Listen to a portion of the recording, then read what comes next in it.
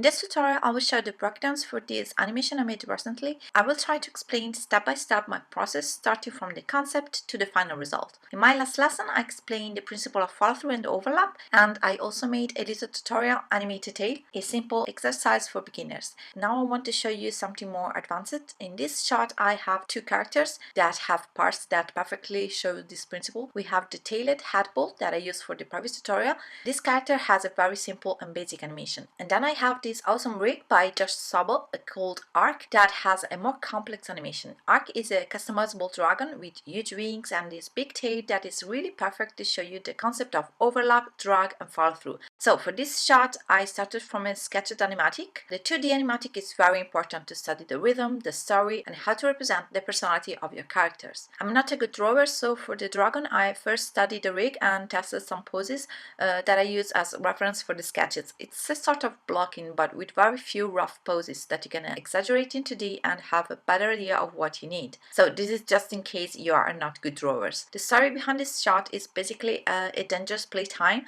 between this little bouncing creature and a young dragon that play with fire. So I imagine that they are actually friends, so the dragon doesn't want to hurt him, it's just that he is too ingenious and he has no control of his dangerousness. For the dragon's attitude, I got inspired by my 1 year and 8 months old American Staffordshire Evie. I had in mind my playtime sweetheart that usually gets so excited when she play with me that she literally loses her control and the playtime becomes actually a fight. So with my little crazy dog in mind, I decided to animate the dragon with a doggy attitude in this part when he enters in the shot and when he sniffs the ground, and in the final part when he jumps in the air with his wings and when he go out, I switched to a more classic dragon attitude. So starting for this animatic, I set the scene on Maya. For the background, I just have a plane and some rocks, something very simple. As usual, I use a surface shader, so I don't want to worry about lighting, and I have these 2D effects that I personally love. I set the camera with the same frame of the animatic. I add the plane in the background where I import the animatic video so that I can use it as a reference during the blocking. So now I import the tailed ball character and I create the blocking. First, I create the poses of the head ball, so I go to animate the creature like a classic bouncing ball but very cartoony. So I go to hide the tail, I follow the animatic key poses, so we have the bounces at the beginning, I squash it and stretch it and I check the contact with the plane. So he's running away from something, he also looks on his back in few frames during the bounces just to check what's going on behind him. In a second time, I hide the tail poses. I follow a path just like I showed in the previous tutorial. I draw a line on my paper so that I can better follow the arc. And I do this for the length of the shot.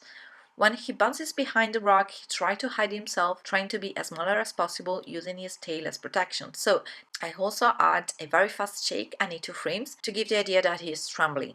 Then he hears the dragon coming closer, so he has a reaction, turning in the opposite direction, and when the dragon jumps on the rock, he has a bigger reaction, jumping high in the air, and in the final part it just runs away faster than light. So I mixed the principle of bouncing ball, but I also had some cartoon movements. So it bounces with physics, but it's character. So it has life and we can break some physics principle or exaggerate them to make it more appealing. Let's add the dragon. As I said before, this rig has some customizable options. We can change the face design and the texture colors. So I choose the young version for the head and the black textures. If you want to know more about this rig, I also created a post on my blog, or you can just visit the official page that you can find in the description. Now I start to create the main poses. This part takes most of the time. The character is quite complex, it has a lot of controls and parts to pose. So I take my time, I use some reference from dogs and dragons. I try to make him cute enough. At the beginning he has a very innocent expressions like, "Hey, I want to play, where are you?" He just stands there for a moment, very calm and apparently harmless. His raised leg helps us to catch that he is looking for something, trying to be quiet. I continue to block the shot using the animatic as a reference for the timing, and this is the first pass of blocking for the dragon. There are not too much poses. There's the first part, the entrance. We see the forefoot coming in first. I keep this pose with a moving gold. Then we have the reaction. He knows his friend is near there, so before moving forward, he makes an anticipation with a jump in the air. First, I create the anticipation for the jump with eyes closed, squashed head, both the legs flat on the ground, and the open wings that he will use as push for the jump within the legs. When he moves upward, we have the overlap of the wings. We don't see them because they are out of screen, but we can imagine that they are pointing downwards as a reaction to the drag movement of the leading parts, the body. Same for the head and arms that are dragged, so they point downward. He makes this arc, jumping height and straight first, and then he lands forward, creating this arc with the body, the tails, and the wings. Then we have some steps while he is sniffing the ground.